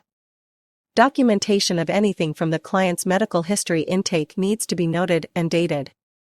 Their medical doctor should be notified of any changes so that you can follow their recommendations. If the client is having the treatment done on their face, you need to ask a few more questions. Have you started using any prescription-strength skincare products such as glycolic, retinol, benzoyl peroxide? These are not typically a problem for hair removal or skin tightening with an ND-YAG laser. If doing skin rejuvenation, it is best to not use these products for 1 week. They dehydrate the skin and make it more reactive. Have you used Retin-A, tretinoin, in the last week? For hair removal and skin tightening, stop 2 to 3 days before treatment. For skin rejuvenation, 1,325 nanometers to 1,550 nanometers or IPL, stop 1 week prior. Have you had any injectables in the area that's being treated in the last 4 weeks? Such as Restylane, Juvederm, collagen, Botox, etc.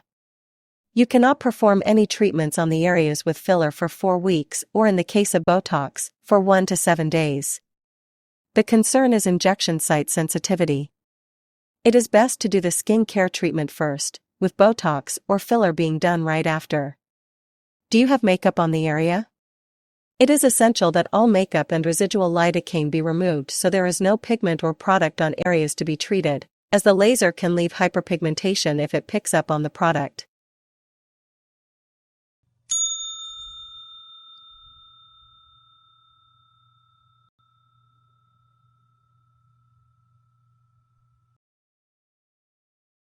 The technician should make notes if one of the questions is answered affirmatively, and have the client sign and date before the treatment that the questions were asked.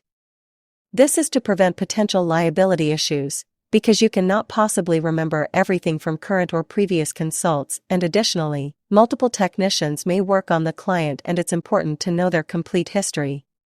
Have the client get on the treatment table. Remove all perfumes, creams, makeup, deodorant, lidocaine, etc. from the client with antibacterial wash. Products can have pigment, metals, or alcohols that the laser light could react with, and therefore, the treatment area must be completely clean. Line the treatment area with Crayola, red, green, light gray, light blue, pink, or orange, washable markers. Dark colors can be read by the laser and can cause adverse reactions, and this will not work well if you are using gel in the treatment area. Shave the area. Put proper eyewear on the client. Use metal goggles on the face if working on the neck and/or face. If any other body part is being treated, the client can wear goggles with proper wavelength and optical density of 7+ for the laser you are using. This will protect the client from an eye injury caused by a direct hit from the laser beam.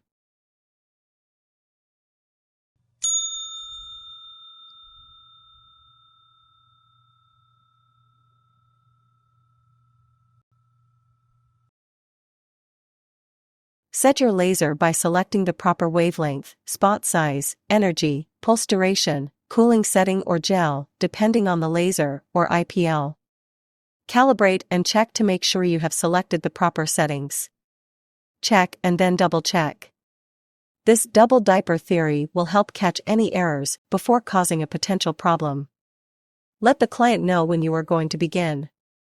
The client can be nervous and startled if wearing metal goggles, since they cannot see their surroundings. Give them advance notice as to when the treatment will begin. Do the treatment as suggested, with proper overlapping or no overlapping, depending on the laser or IPL. Use a 30% overlap on Candela, 10% overlap on Cynosure, with the IPL having no overlap. When treatment is finished, wipe off the area with a cool hand towel with antibacterial wash that is pH balanced. This helps pull the heat from the skin, which helps the client feel better and brings inflammation down. Using an antibacterial wash will also thoroughly cleanse the area. If the client is uncomfortable or would like to cool the treatment area down, offer a cool pack.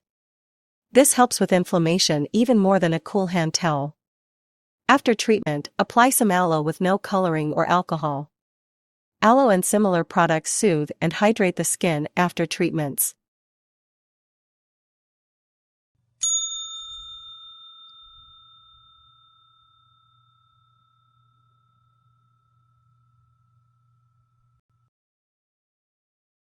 Next, apply sunblock to any area treated that cannot be covered with clothing with sunblock SPF 30+.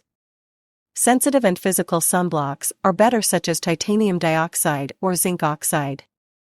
Without proper protection, the client can hyperpigment in the shape of laser distance gauge or IPL handpiece. Go over all post-care and home care. Explain what to expect in the next 48 hours and treat the area like a sunburn, with no scrubbing, rubbing, excessive heat, harsh products, hot tubs, or chlorinated pools.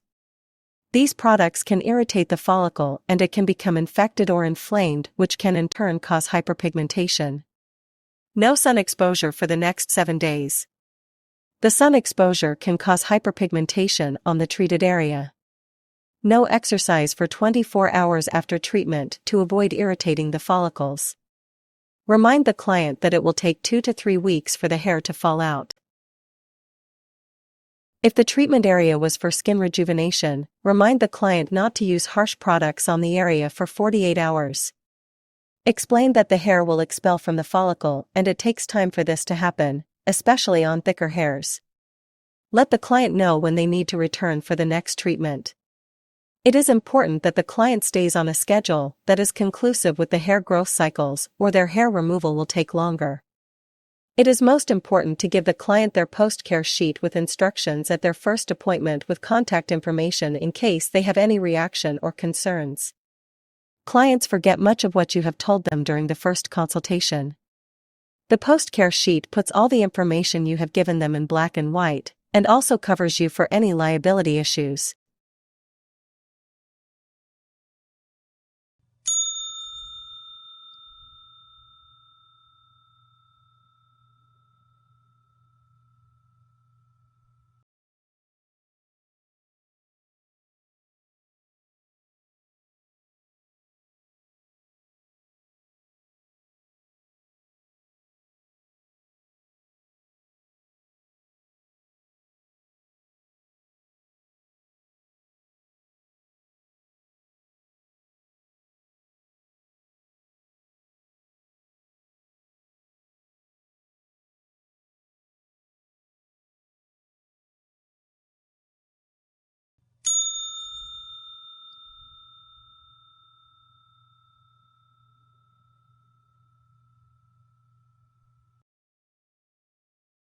Let's take a look at the Candela GentleMax Pro Laser System.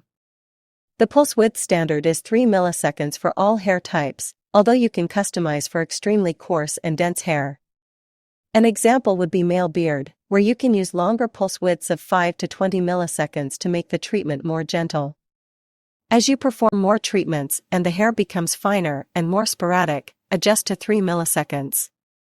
The cooling standard DCD setting is 40/20/0 milliseconds for lighter skin types, which are more sensitive to coolant that would use 30/20/0 milliseconds.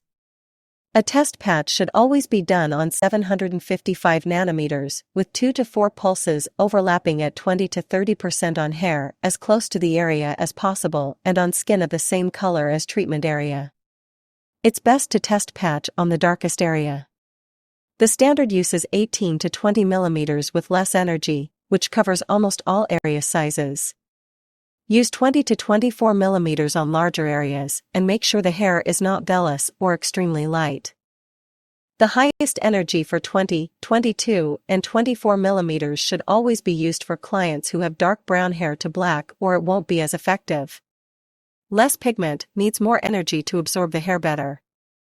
The heat from these higher energies creates a lot of edema, which can cause post-inflammatory hyperpigmentation and leave lasting redness, pigment, and swelling, so higher energy is not needed on black hair. Use 30 to 20 milliseconds or 40 to 20 milliseconds on DCD for this reason.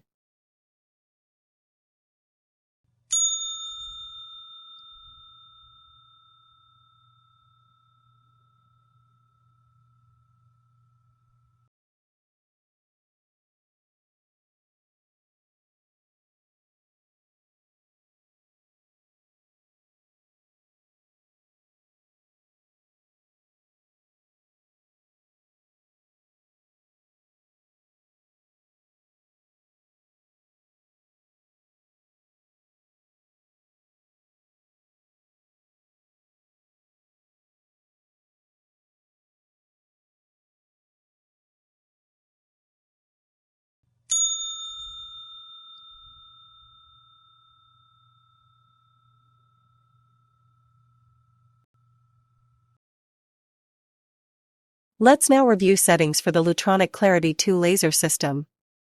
How to choose the proper pulse width. The standard is 3 milliseconds for all hair types, and you can customize for very vellus fine hair adjustments to 1 millisecond and 12 millimeters on Alex 755 nanometers, and for YAG at 1064 nanometers adjusted to 1 millisecond and 15 millimeters. Extremely coarse hair and dense hair, such as male beards, need to allow for a longer pulse widths of 5 to 20 milliseconds while making the treatment more gentle as you perform more treatments, and the hair becomes finer and more sporadic, allowing adjustment to 3 milliseconds. The cooling standard ICD setting is 20/10/0 milliseconds.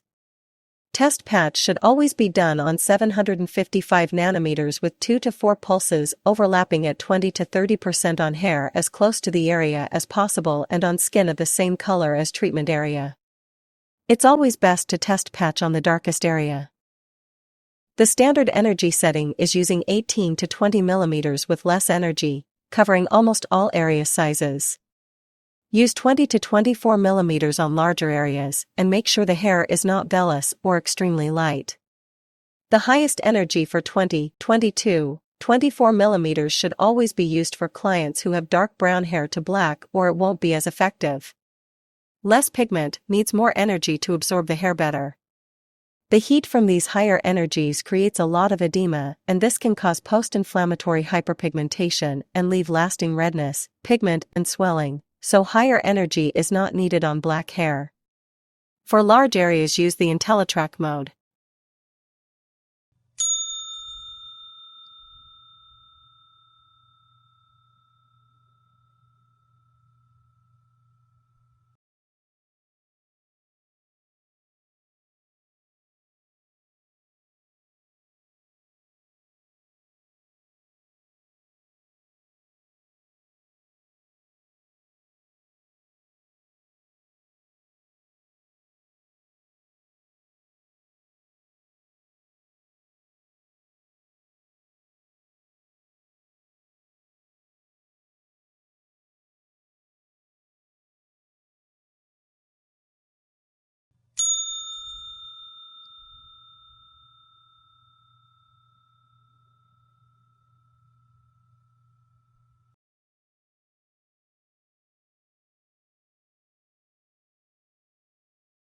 Laser energy is delivered to the treatment area, and while the tissue absorbs most of the energy, some is reflected back to the distance gauge.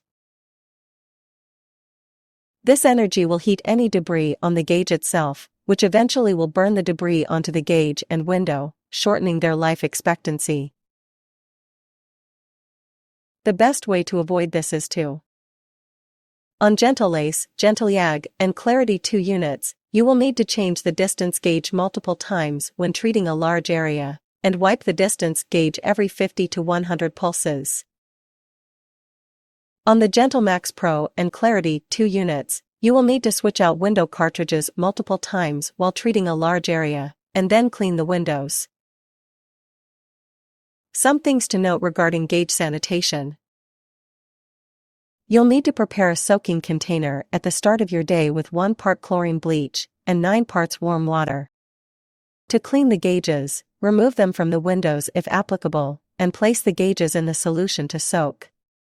Or, for Clarity 2 gauges, soak in a 99% alcohol rather than the bleach solution. Rinse the gauges with water, let them air dry, and then place them in a sterilizer for a full 30 minutes. Sapphire window sanitation will require the following steps. Wipe the window with an alcohol wipe on both sides gently to remove any debris and then wipe the window dry.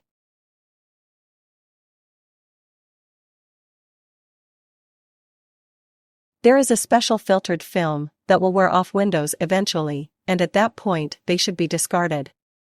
As recommended in the previous units, you should replace the sapphire window in the slider every 6 months as well.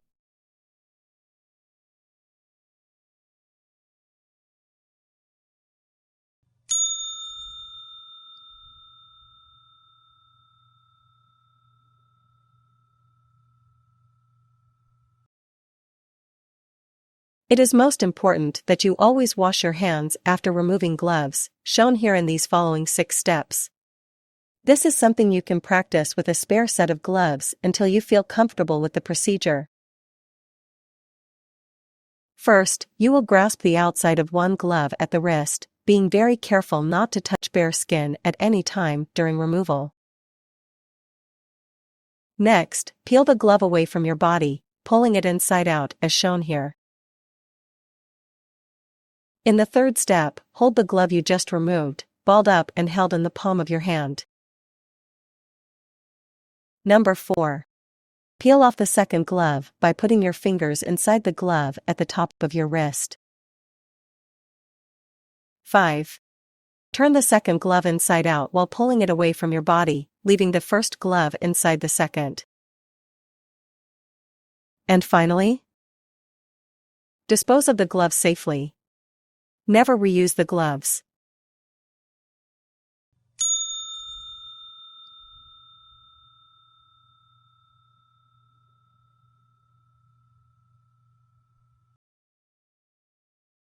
Some of the laser safety terms you will need to familiarize yourself with include the following. Laser Safety Officer, or LSO, is defined as one who has authority and responsibility to monitor and enforce the control of laser hazards and to effect the knowledgeable evaluation and control of any laser hazards. Nominal Hazard Zone, or NHZ, and Nominal Ocular Hazard Zone, also abbreviated as NOHZ, is defined as the distance along the axis of the unobstructed beam from a laser, fiber end, or connector, to the human eye beyond which exceeds maximum permissible exposure, or MPE. An unprotected person may be exposed with adverse changes to the eyes and skin when not observing proper exposures. Optical density, or referred to as OD, on safety glasses, is the degree to which a refractive medium retards transmitted rays of light. The optical density listed means that a pair of glasses will provide complete protection from a direct hit of a laser within that wavelength.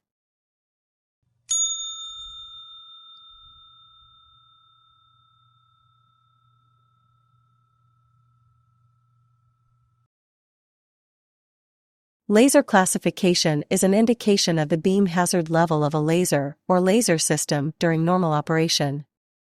The laser classifications are represented by a number or a numbered capital letter as shown in the following diagram. Class 4 lasers are considered to be the most powerful in these classifications and consist of both direct beam and emitted light, which are harmful. These are used for laser hair removal and have military applications as well. Class 3B lasers are harmful due to direct viewing.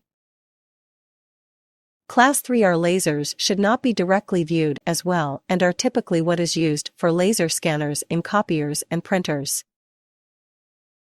Class 2M lasers are safe to use, but cannot be deliberately looked at. You would find these types of lasers in pointing devices or laser spotting devices. Class 2 lasers are generally safe to use but should not be looked at directly. Class 1M lasers are safe for normal use, but when combined with the use of other optical equipment such as magnifying glasses and telescopes, there will be an increased risk. And finally, Class 1 lasers present no real harm in viewing and are used most commonly in grocery store scanners.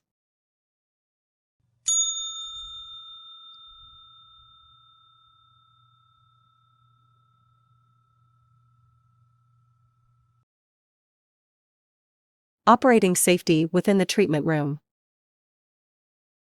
A warning or caution sign with a wavelength being used within the nominal hazard zone, NHZ, should be placed outside the door where the treatment is being provided. You will need to have a door that can be locked. Additionally, a warning light outside the treatment area could be used in conjunction with a locked door. Remember, safety is paramount for the patient and technician in the room, but ensuring that no one else enters a room while a laser procedure is being performed is an important part of overall safety for others as well.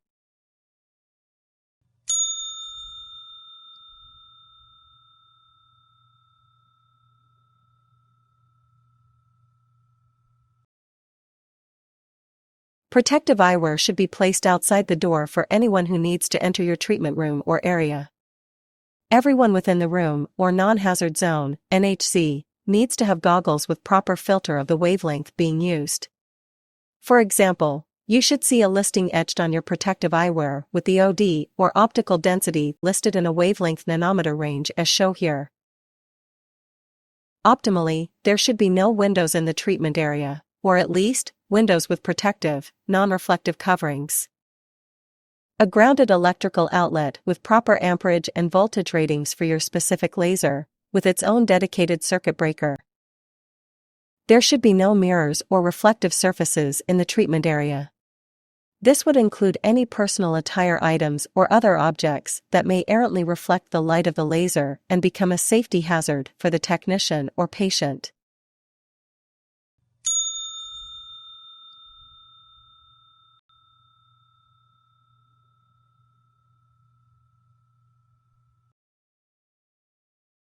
There are a number of safety concerns for both the technician or operator, and for the client or patient that need to be observed, and we will outline those for you here. For the operator's safety, you must observe and practice the following.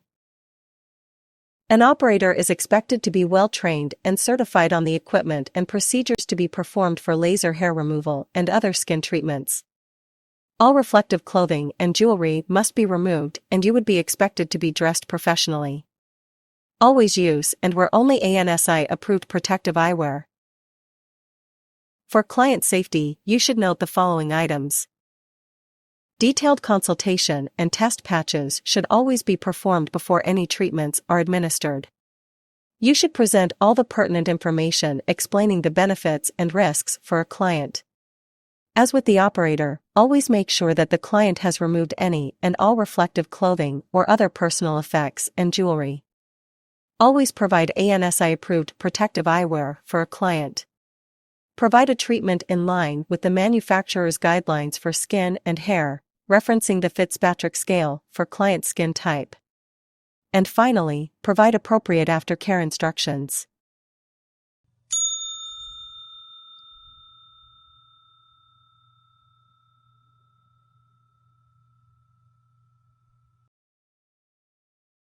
We will next review some equipment safety requirements specific to installation, operation, and maintenance.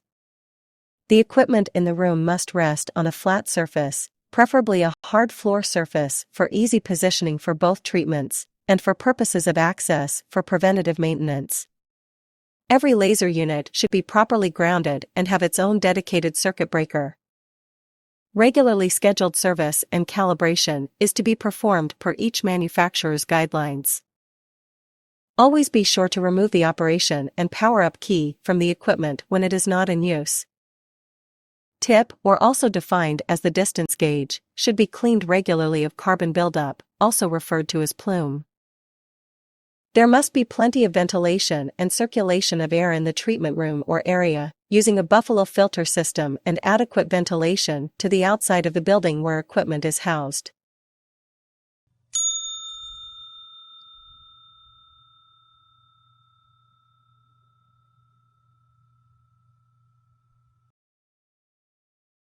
There are 4 primary safety organizations that set and enforce regulations and guidelines that you should familiarize yourself with, and they are as follows.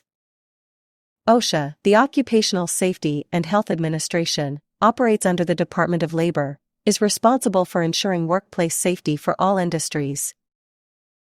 ANSI, or the American National Standards Institute, which serves as administrator and coordinator of the United States private sector for a voluntary standardization system.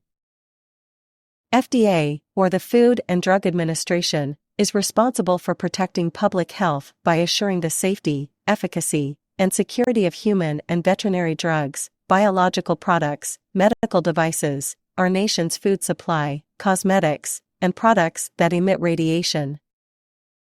CDRH, or the Center for Devices and Radiological Health, a division of the FDA, is responsible for protecting and promoting the public health.